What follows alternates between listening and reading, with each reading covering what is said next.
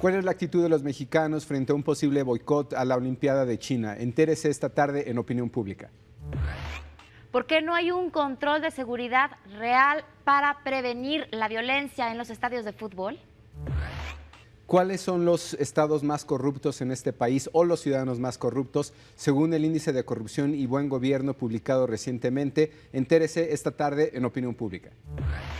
Más de 43% de los mexicanos arriba de los 20 años tiene el colesterol alto. ¿Cuáles son las consecuencias? Se lo vamos a decir aquí en Opinión Pública.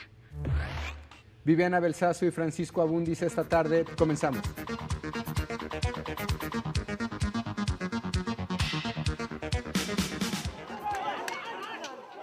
Pareciera como si los disturbios que iniciaron recientemente en la ciudad de Lhasa, capital del Tíbet, y que ahora se han extendido a buena parte de territorio tibetano y chino, hubieran surgido de la nada. Los tibetanos han aprovechado que el mundo entero tiene los ojos puestos en China para manifestarse. La historia del resentimiento contenido de la población tibetana viene desde 1959, hace exactamente 59 años desde que China invadió territorio tibetano. Pocas veces el mundo los había volteado a ver. Hoy, el boicot a los Juegos Olímpicos para que los tibetanos se hagan escuchar está en la mira de todo el mundo. La mayoría de la opinión pública en México piensa que el gobierno de este país no debe de tener una actitud política en este tema. Y precisamente de esto vamos a hablar hoy en La Actualidad. Sin duda la Olimpiada es un tema que es de carácter universal, interesa a todo tipo de públicos. No es de sorprenderse que el público mexicano quiera mantenerse al margen de este conflicto, o así lo dice una medición que hicimos recientemente. Si bien es encuesta telefónica nuevamente, sí nos indica un poco de lo que está pasando, Dan.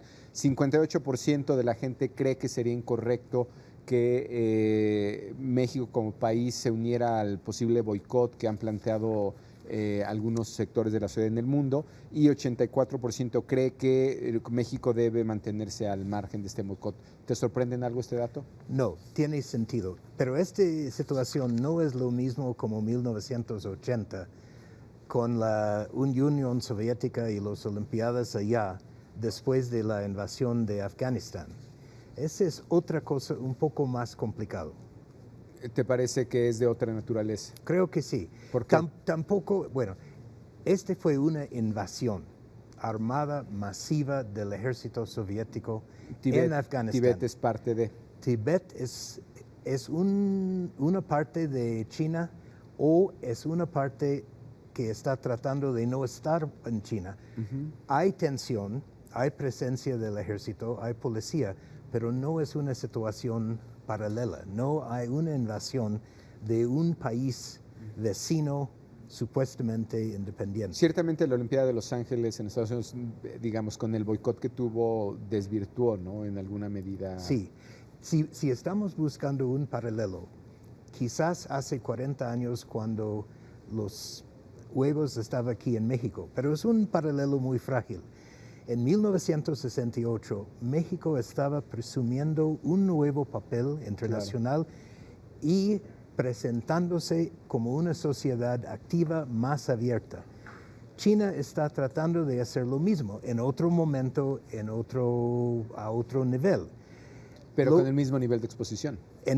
Este es muy interesante porque en 1968 muchas cosas pasaron y el año tomó una forma simbólica. Es posible que después de los Juegos, 2008 para China puede ser una especie de parteaguas en varias maneras. Claro, pues seguiremos observando qué dicen los chinos sobre esa Olimpiada y qué dice el resto del mundo, y en este caso qué dice México. Exacto. Que como último dato diríamos que casi 80% de la población cree que nos ganaremos alguna medalla. No sé si estamos pecando de optimistas, pero siempre yo creo que eso es triste. Esta es una resignación, si es solamente alguna medalla. Claro. Yo creo que vamos a tener una discusión otra vez sobre cómo formamos atletas en este país. Muy bien. Esto fue el dato de actualidad con Dan Lun en Opinión Pública. Regresamos.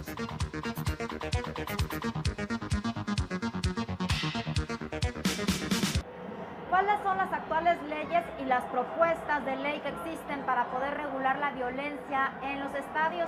El día de hoy vamos a platicar con Carlos de León de La Riva, quienes hicieron precisamente un estudio acerca de este tema. Carlos, ¿cómo estás? Bien, Viviana, y vamos a hablar, de cómo se pueden solucionar los problemas de la violencia, cómo se pueden aterrizar una serie de propuestas que hay y aprendizajes de otros países, y sobre todo, cómo hay un tema muy interesante de corresponsabilidad hacia los directivos y hacia los mismos jugadores, que deberían ser modelos a seguir y ejemplos a seguir en vez de promover violencia entre las barras.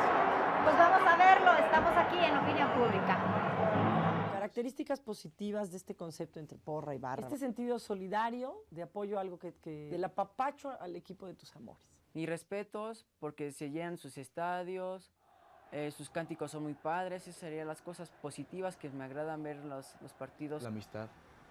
Sí, hay muchos amigos. Dentro de la Rebel te puedes hacer de varios amigos.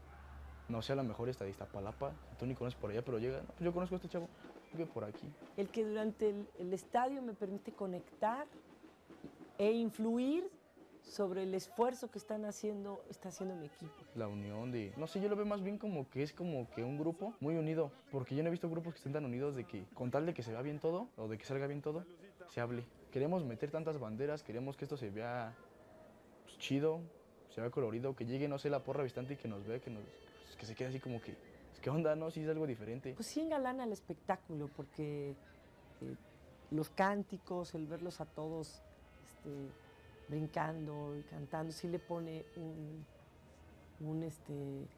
ingrediente muy especial al deporte, ¿no? Y negativas, pues que serían que luego a veces también hay mucha violencia, que luego pierden un equipo y van y buscan a la otra porra para pegarse entre ellos mismos, o aventarse, como decimos aquí, un topón con la otra porra.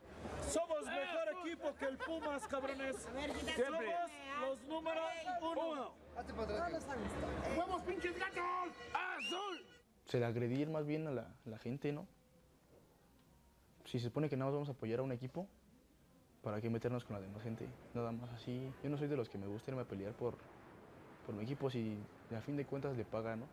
Pero siempre son pseudoaficionados que llegan a agredirte. Lo negativo es eso, ¿no? Que no somos una sociedad muy preparada. Hemos sido abusada y hemos permitido que se abuse de nosotros, y eso ha generado muchas fracturas, que se ha convertido en un caldo de cultivo para muchos individuos que cargan muchas facturas y que quieren cobrárselas ahí. Que ha despersonificado un poco la identidad del mexicano, la barra. Ya suena lo mismo la barra del América que a veces la barra del Pachuca, que la barra del River, que la barra de otro equipo. Aunque las barras digan que se tienen barras familiares, bueno, ellos también, entonces yo los invitaría a la reflexión, porque el concepto tribal se ha comido el concepto familiar dentro de la barra. Pues lo más lamentable, ¿no? Que es el reflejo de nuestra sociedad, de lo que unos son, de lo que otros vemos y no podemos remediar, y de lo que otros han generado, ven y no les interesa remediar. Les aconsejo a sus porras que traten de que ya no haya violencia entre sus mismos estadios, que no se peguen entre ellos. Pero igual, si podemos tener menos violencia, y si con esa menos violencia que podemos tener nos dejan hacer más cosas en la Rebel, no sé, meter más banderas, meter más globos, meter más instrumentos, hasta otra vez meter los trapos que antes se veía. A mí me latía un montón cómo se veía el estadio con trapos.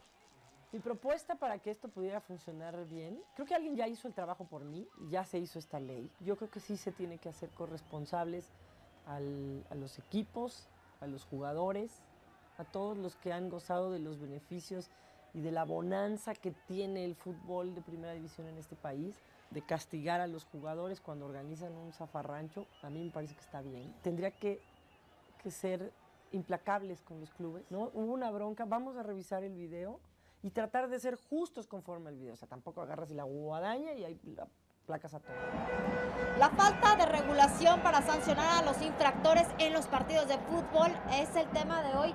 Miguel Ortiz, ¿cómo viste esto? ¿Qué se puede hacer para sancionar correctamente? cumplir las leyes, que haya una observación no solamente de parte de los actores del fenómeno futbolístico, llámense porras, llámense barras, llámense clubes o llámense jugadores.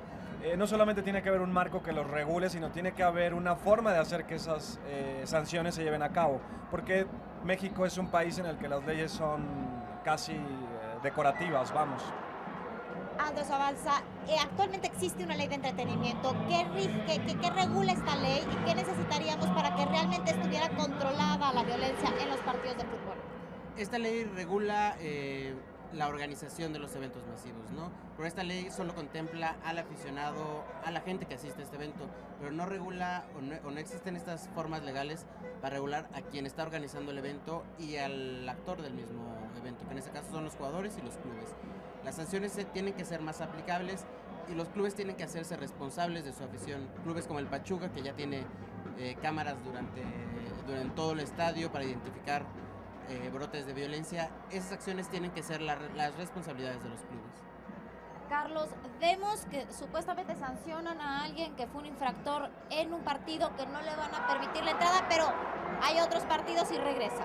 Sí, lo comentamos en el programa pasado, si hubiera un sistema en donde se pudiera detectar a estas ovejas negras de las barras, sancionarlas y no permitirles la entrada al estadio ni a que compren un boleto, ¿no? Sería una forma de frenar el problema desde atrás y tal vez las familias pierdan ese miedo a venir a ver un partido de fútbol por miedo a lo que pase no solo en el estadio, sino fuera del estadio. Lo hemos visto en los videos, cierran avenidas, cierran calles, la gente está enojada de que grupos violentos puedan controlar a la ciudad de esa forma. Y estos grupos no necesariamente son grupos que pertenecen a las porras, sino utilizan estas porras para justificar la violencia que están cometiendo. Claro que sí, lo vimos en algunas de las entrevistas que hizo Miguel con miembros de la Rebel, en donde el interés porque haya un movimiento más pacífico viene por los mismos miembros de las barras.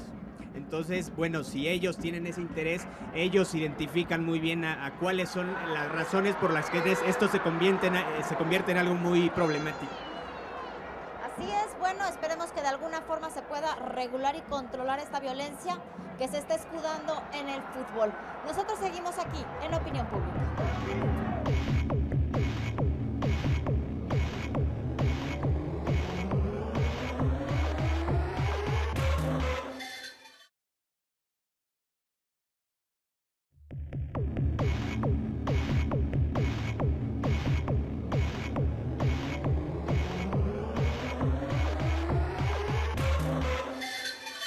El colesterol elevado es una constante en los mexicanos. Imagínese usted, 43% de los jóvenes mayores de 20 años tiene colesterol elevado. Y precisamente este es nuestro tema el día de hoy, aquí en La Salud, en Opinión Pública.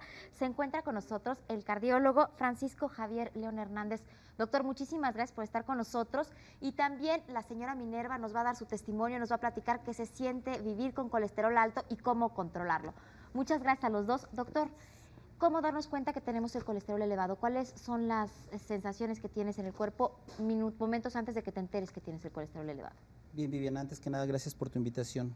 Uno de los grandes problemas que tenemos con esta enfermedad, una pandemia del mundo moderno, un padecimiento que no respeta edad, sexo ni posición social, es precisamente la carencia de síntomas. El colesterol elevado tiene la característica de que en el 95% de los casos los pacientes no tienen molestias. Ahora, ¿por qué, por ejemplo, me llama la atención, en México 43% de las personas mayores de 20 años tienen colesterol elevado, en Japón únicamente el 5%? ¿Es por lo que comen, por la genética? Exactamente. Los aspectos raciales, nutricionales, hacen que un grupo poblacional expuesto a diferentes factores externos, ambientales y nutricionales, puedan expresar ciertas características de ciertas enfermedades. México tiene un gran problema. El 90% de la población se nutre, la base de la nutrición de ellos son carbohidratos. Esto expone a los niños en etapas muy tempranas de la vida a una sobrealimentación con alto contenido de grasas saturadas y de carbohidratos. Ahora, ¿el consumir grasas saturadas se relaciona directamente con el colesterol elevado? Habría un punto muy importante por definir. ¿Por qué los niños? Contesto tu primera pregunta. Las madres en este país, desafortunadamente, una gran cantidad de ellas, sobre todo en comunidades rurales, se alimentan básicamente de carbohidratos. Esto provoca un aumento en la cantidad de células grasas con las que nace el bebé. Y definitivamente esto favorece que los niños vayan a desarrollar obesidad mórbida aún sin estar perfectamente nutridos y precisamente predispone a la obesidad. ¿El huevo? México, no tanto el huevo. México es uno de los primeros lugares en América Latina que tiene pacientes obesos. Y esto va muy de la mano con alteraciones en el metabolismo de las grasas y trastornos en el metabolismo de la glucosa. México es un país de diabéticos, obesos y evidentemente relacionados con colesterol doctor, alto. vamos a cruzar justo estas cifras. Una persona diabética que tiene colesterol elevado tiene 4 veces más posibilidades de morir. Claro. ¿O es factible que muera 4 veces más? Quizá uno de los grandes problemas, Viviana, sea el haber considerado históricamente al colesterol sanguíneo, el colesterol elevado en sangre, como una entidad patológica, una enfermedad que marcaba el riesgo de tener complicaciones cardio y cerebrovasculares en la población general. De las personas obesas, el 80% de las personas obesas presentan síntomas de colesterol elevado. Claro. Sin embargo, quizá uno de los errores peores ha sido considerar el colesterol elevado y no con las comorbilidades a las que se asocia. Es totalmente diferente una cifra de colesterol elevado en un paciente de 40 años que tiene inactividad física y cierto grado de obesidad, al paciente de 40 años que tiene un antecedente genético de un padre que falleció por infarto de miocardio en etapas tempranas de la vida, 40 años, a un paciente con colesterol alto con diabetes mellitus. Precisamente por eso la valoración de las cifras de colesterol alto va efectivamente muy en tono a la cantidad de colesterol en sangre, pero muy en tono a las comorbilidades que tiene el paciente. Hay que destacar que el colesterol alto eleva las posibilidades de tener cualquier otro padecimiento mucho más grave. Señora Minerva, platíquenos a ver si alguien de las personas que nos está viendo se identifica con usted. ¿Cómo se sentía usted antes de que le detectaran el colesterol elevado cuando todavía no estaba medicada? Muchas gracias primero, buenas tardes y muchas gracias por su invitación. Yo pienso, como decía el doctor, que esto, aparte de la diabetes, que es una enfermedad, que un padecimiento oculto, el colesterol también debe ser eso, porque yo no me sentía mal. Y posteriormente, en alguna ocasión, cuando me empecé a sentir rara, como con dolor de cabeza, con la cabeza así como rara, como pesada, fui a hacerme unos estudios al laboratorio y andaban en 350. Niveles que, según después me dijo el doctor, eran casi mortales, ¿no? Y yo no había sentido, por eso le digo que le comentaba yo al doctor que también el colesterol es una enfermedad oculta, porque yo no me había dado cuenta de eso y estaba al borde de un infarto, ¿no? Doctor, bueno, doña Minerva no sabía que tenía el colesterol elevado. ¿Cada cuándo debemos de hacer unos exámenes de sangre para saber si tenemos este colesterol elevado? ¿Qué debemos de hacer una vez que se sabe que tienes el colesterol elevado? Primero, es sugerible que cualquier paciente, independientemente del grupo de edad al que pertenezca, sea vigilado con una atención médica adecuada, en primero o segundo nivel, medicina general o medicina de especialidad, por lo menos 2 veces por año con exámenes de laboratorio. ¿Cada 6 meses te tienes que hacer una biometría hemática? Una química sanguínea, una biometría hemática, revisión de presión arterial, chequeo de peso, porque son factores que finalmente agravan el pronóstico de un paciente con colesterol elevado. Ok, primer punto. El paciente es detectado con colesterol elevado. Existen en términos generales 2 patrones que debemos de tomar en cuenta. Los aspectos nutricionales, que influyen de manera importante en los niveles de colesterol, pero también los aspectos propios del paciente que tiene colesterol elevado. Y seguramente la gente de tu público alguna vez se ha preguntado, ¿por qué yo, que tengo una vida casi sana, que me nutro adecuadamente, tengo niveles de colesterol alto y un conocido mío o amigo mío tiene una dieta pavorosamente mala, no hace ejercicio y tiene el colesterol normal? Esto es un punto importante, exactamente, la genética es determinante. Doctor, muchísimas gracias por haber estado aquí con nosotros. Doña Minerva, le agradezco muchísimo que comparta su experiencia aquí con nosotros. Gracias, seguimos aquí en Opinión Pública.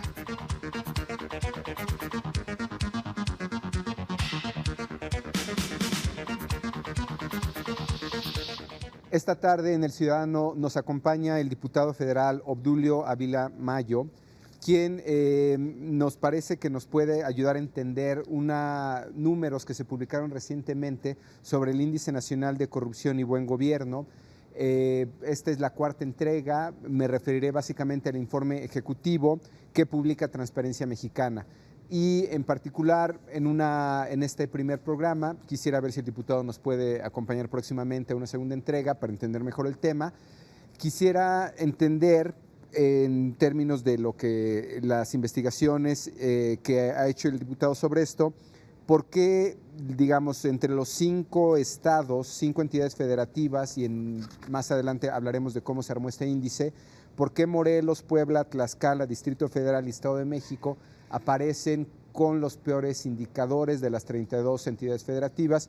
Y según entiendo, diputado, tú tienes datos mucho más claros sobre lo que es el tema del Distrito Federal, ¿no? Así es. De hecho, en materia de transparencia, de combate a la corrupción, en materia de legalidad y fiscalización, en mi concepto son temas muy relacionados y voy para allá. Por ejemplo, según la Auditoría Superior de la Federación, del 2000 al año 2005 se practicaron 17 auditorías al Distrito Federal.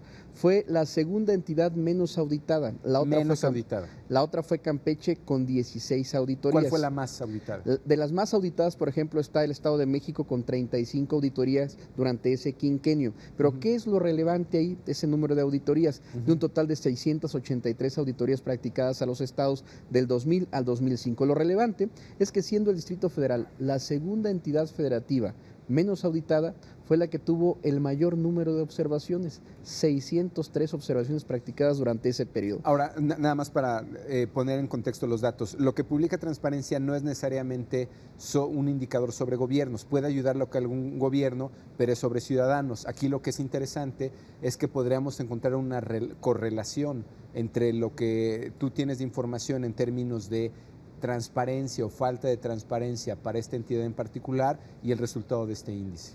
Así es, porque esa percepción ciudadana que está hecho por la opinión de los ciudadanos, si uno lo entrelaza con los resultados de la Auditoría Superior de la Federación, descubre primero que una de las entidades donde hay un mayor índice de percepción acerca de la corrupción, acerca de opacidad, resulta ser la entidad que mayor número de observaciones tiene. Es decir, normalmente a las entidades donde peor les va en las encuestas sobre la materia es donde tienen el mayor número de observaciones. Parecería que sí es cierta luego la percepción que tienen los ciudadanos de que ellos no están enterando adecuadamente a sus órganos de fiscalización. Es decir, los ciudadanos no están tan errados ni tan perdidos en esta percepción de lo que está pasando con sus gobiernos. Y te doy un dato estadístico duro, porque este programa es de datos duros. Claro. Francisco, de las 17 auditorías practicadas en ese quinquenio, resulta que 11 son realizadas por la Auditoría Superior de la Federación y 6 por la Contaduría Mayor de Hacienda, es decir, 11 realizadas por el órgano federal y 6 realizadas por el órgano local.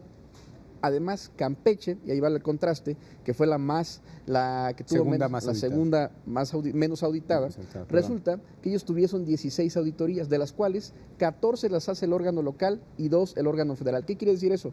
Existe una desconfianza del órgano de fiscalización superior federal que hace que tome en sus manos el control de las auditorías, cuando en el caso del Distrito Federal la Contaduría Mayor de Hacienda es de la que tiene el segundo presupuesto más alto de un órgano de fiscalización técnico. Ahí llevamos 2 elementos. Primero, que la percepción ciudadana se cruza y empata con también los resultados de mayores observaciones. Segundo, que la desconfianza entre instituciones se refleja también... Ahora, perdón, curiosamente el Distrito Federal, digamos, que es otra cosa que me llama la atención de esta entrega de Transparencia Mexicana, en 2001 tenía un índice de 22.6, 2003 13.2, 2005 19.8 y ahora tiene 12.7, es decir, sí ha habido un decremento, no por eso deja de ser el segundo indicador más alto después del Estado de México. ¿Tú crees que algo ha mejorado, digamos, en este periodo entre 2001 y 2007 en estas prácticas? Sí, y voy a decir por qué. Del año 2001 al 2006 se llevó a cabo una lucha incesante por la transparencia en el Distrito Federal. Hubo 3 modificaciones a una norma de transparencia que fue de las primeras del país, que he de recordar que siempre salía calificada como una de las peores normas del país en materia de transparencia en el año 2002 y termina en el 2006 como una de las mejores normas. Esto, no es atribuible al gobierno, fue una lucha de varios partidos políticos, de medios de comunicación, de académicos, de sociedad civil organizada. Si a mí me preguntan, y lo digo como alguien que pertenece a un partido distinto al que gobierna en la Ciudad de México, ¿ha habido mejoría normativa en cuanto a transparencia en el Distrito Federal? Yo creo que sí ha habido. ¿Esto es imputable plenamente al gobierno? Yo creo que no, porque hubo un premio de Mr. Opaco, don Opaco, que se llevó el anterior jefe de gobierno, porque él decía que ser transparentes que fueran a ver sus conferencias en la mañana. Perdón, no, pero no, eso era un desconocimiento y una concepción aldeana del tema. Claro. Diputado, si me permites, en una segunda entrega me gustaría hablar nuevamente del caso, digamos que conoce mejor del Distrito Federal y cómo lo comparamos con otras entidades. Yo encantado. Perfecto, muchísimas gracias. Esto fue El Ciudadano con el diputado Obdulio Ávila Mayo y en una segunda entrega hablaremos nuevamente de este informe, interesante informe, cuarta entrega de Transparencia Mexicana. Regresamos.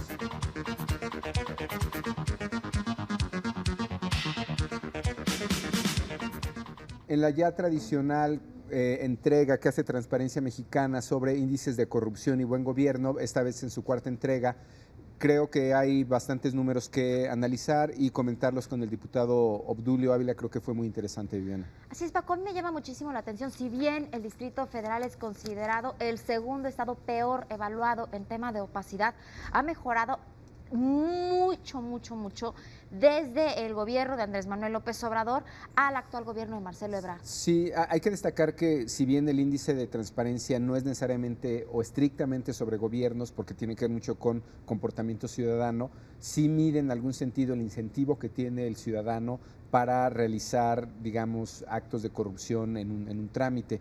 Y a mí me llama la atención cómo indicadores como auditorías se están correlacionados en alguna medida con lo que percibe el ciudadano. Por supuesto, porque la auditoría que finalmente sale a la luz pública, esta auditoría de la cuenta pública del 2006 del Distrito Federal, demuestra la cantidad de irregularidades que cometió la gestión de Andrés Manuel López Obrador, mismos resultados que se ven reflejados en el índice de transparencia. Así es. Te comento a manera de dato interesante los 5 trámites con menores índices de corrupción a nivel nacional: pago de predial, solicitar una beca para pagar algún tipo de estudio, recibir correspondencia, obtener la cartilla militar y conexión de teléfono. Y los de mayor índices de corrupción, pedir al camión de la delegación o municipio que se lleve la basura, actividad con la cual probablemente muchos ciudadanos se identifiquen. Entre ellos yo. Pasar sus cosas en alguna aduana, evitar que un agente de tránsito se lleve su automóvil al corralón, otros más se identificarán aquí, evitar ser infraccionado o detenido por un agente de tránsito y estacionar. Este último indicador me llama la atención porque no involucra necesariamente al gobierno, sino más bien es de ciudadano a ciudadano, estacionar su automóvil en la vía pública en lugares controlados por personas que se apropian de ellos. Así es, Paco. Quisiéramos pedirle que por favor nos escriba a opinionpublica@proyecto40.com.mx, nos sugiera los temas que quiere que tratemos, incluso podríamos levantar encuestas parametría con datos exactos de lo que perciben la ciudadanía aquí en México acerca de ciertos temas. Así es. Le agradecemos mucho estar con nosotros esta tarde, lo esperamos el siguiente domingo. Francisco Abundis, Viviana Belsazo, que esté muy bien. Que descanse, hasta luego.